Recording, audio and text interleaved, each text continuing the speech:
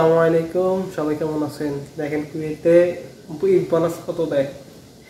আমি যে অফিসে কাজ করি, দেখেন অফিস বাইরে দেখছেন কত গাড়ি, ভিতরে অনেক লোক আছে আমার সাইডে আর কি।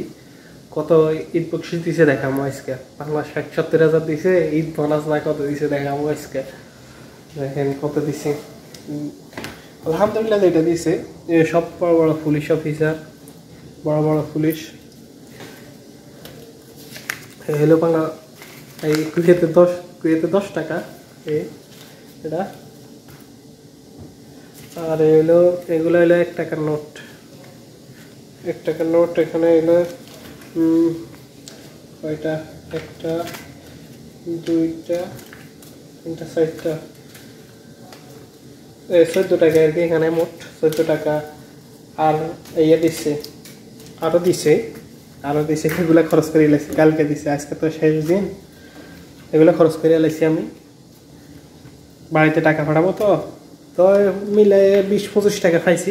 20-25 টাকা বাংলার কত, ওই 6-7 হাজার টাকা, এই 7,000 7,500 এরকম আর কি। তো দেখছেন ঈদ বোনাস কিরকম।